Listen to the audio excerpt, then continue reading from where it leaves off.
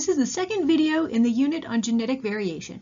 In this video, we will discuss the different classifications of mutations and their effect on protein function. Mutations can fall into one of two broad categories: small-scale mutations, which involve only a couple of nucleotides, and large-scale mutations, which involve large rearrangements of the chromosome structure. Small-scale mutations include point mutations, which are single nucleotide substitutions. For example, instead of a C, there is now a G in the DNA sequence, and small insertions or deletions, where a couple of nucleotides are added or removed from the sequence. Large-scale mutations involving large changes in the structure of the chromosome include insertions or deletions of large sections of DNA, inversions, or translocations. Point mutations are when one base is substituted with another nucleotide. For example, when this DNA sequence undergoes DNA replication in S phase, DNA polymerase can do the job correctly, or it could accidentally put a wrong nucleotide, as seen here when the G was inserted instead of an A. DNA polymerase's proofreading ability missed this mistake. It did not go back and correct it. But it is not yet considered a mutation, because there are other DNA repair mechanisms in the cell which could identify the mispairing and correct it. However, if those repair mechanisms do not work and a second round of replication occurs, the incorrect G will be read during replication and a C will be put across from it in the new strand of DNA. This now creates a permanent mutation where the TA base pair has been replaced with the CG base pair. The daughter cell that receives this piece of DNA does not know that it was incorrect, so there will be no repair of the DNA. This is now considered a heritable change, thus it is a mutation. If a point mutation occurs in a coding sequence of a gene, remember from earlier in the class that the coding sequence is the portion of the gene that is transcribed and translated, then that mutation may affect the encoded amino acids, which will in turn affect the overall protein function. However, not all point mutations will affect the protein the same way. Let's look at a small portion of this non-mutated gene. It will be transcribed and translated into a portion of the protein sequence. Now let's look at what happens when this gene becomes mutated. Here we have a GC to AT point mutation in the gene. When this sequence is transcribed, it now encodes a GAA codon instead of a GAG codon. However, if you look in a codon chart, GAA encodes for the same amino acid as GAG, so glutamine is still incorporated into the protein. This does not change the amino acid sequence, so it does not affect the protein. These types of mutations are called silent or synonymous mutations.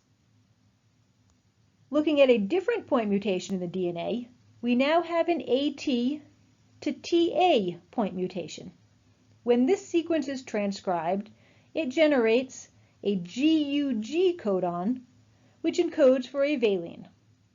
This has caused one amino acid, glutamine, to change to another amino acid.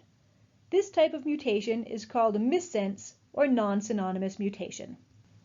This specific missense mutation occurs in the gene encoding hemoglobin, the protein of the red blood cells responsible for carrying oxygen. This single point mutation, which changes glutamine to valine, causes the disease sickle cell anemia.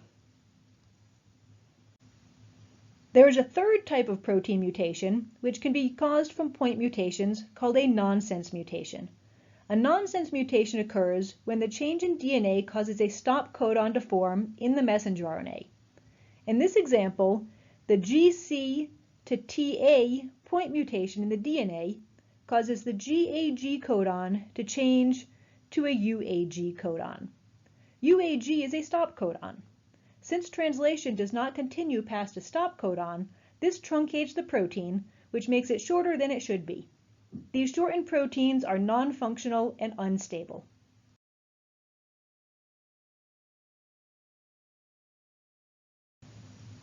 Small insertions or deletions involve one to several nucleotides. Similar to point mutations, if they occur in non-coding DNA, they typically have little to no effect. However, if they occur in coding regions, then the effect will depend on the number of nucleotides involved. A small deletion or insertion that is an exact multiple of 3 results in a protein with fewer or more amino acids, as there were codons inserted or deleted. This is because 3 nucleotides is the number of nucleotides in a codon. We saw an example of this in the first case study, when 3 nucleotides were deleted from the CFTR gene, resulting in the loss of phenylalanine amino acid, which causes cystic fibrosis. However, insertions or deletions are much more problematic if they involve only 1 or 2 base pairs. This will cause a change in the groups of 3 nucleotides that are read as codons. This type of mutation is called a frameshift. Here, you'll see the result of inserting a CG base pair in the beta globulin gene. As we can see, a frameshift will occur in this example. The non-mutated DNA is transcribed into messenger RNA and translated into the protein sequence. However, if the DNA picks up a single base pair insertion, seen here with the addition of a CG base pair, in between the thymine and the guanine, this is going to affect which nucleotides are grouped into which codons. This mutant sequence will be transcribed, but when the nucleotides are divided into 3, they will not be the same 3s as before. Notice that these do not match up. When these new codons are translated, the amino acid sequence will be very different from the non-mutated sequence. This type of mutation is called a frameshift because the reading frame is now different. If the insertion or deletion of nucleotides involves a long stretch of nucleotides, typically hundreds to thousands of nucleotides in a row, then this is considered a large chromosomal level mutation. In a large chromosomal level deletion, the chromosome is typically slightly shorter due to a missing piece of DNA. Because the cells have 2 copies of each chromosome, a deletion in one chromosome does not have to be fatal for the organism. However, the larger the deletion, the smaller the chance of survival. For insertions, if the inserted piece of DNA is the same as a piece of DNA that is already present on the chromosome, then this is called a duplication. Duplications play a role in evolution through a term called divergence. Divergence occurs when a duplicated gene is able to pick up mutations and become a brand new gene. This occurs because when a gene is duplicated, one of the copies is free to pick up mutations without harm to the organism, because the other copy is still functioning. Another type of chromosomal insertion is called a transposable element, or transposons. These are also called jumping genes because they are DNA sequences that can move from one position to another in the genome. In this example, the red DNA is a transposon, which jumps out of the blue chromosome and into a location on the purple chromosome. If a transposon inserts into a gene, it can disrupt that gene's function. A good example of the effect of transposons is seen in Indian corn, where a transposon has inserted itself into the gene for the purple kernel corn, disrupting it in some kernels but not others. Another type of chromosomal level mutation is called an inversion. Inversions occur when the normal order of a block of genes is reversed. This typically forms when a chromosome is broken in 2 places, and then the piece of DNA in between is flipped before the breaks are able to repair themselves.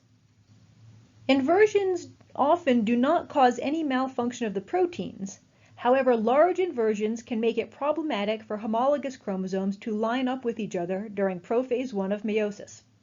If these difficulties occur, it can often lead to lowered fertility because of the difficulty in forming gametes. The last large chromosomal mutation is the reciprocal translocation. These occur when 2 different non-homologous chromosomes break and the segments are exchanged and then rejoined to the wrong chromosome. If the breaks occur in non-coding regions, this does not normally change the protein sequence of a gene. However, if the transcription rates of the 2 non-homologous chromosomes are different, then the amount of protein produced may be affected. Additionally, if the reciprocal translocation is found in cells that will undergo meiosis, there can be a higher level of infertility or children born with abnormalities because of the difficulty aligning the chromosomes with their homologous pair in meiosis.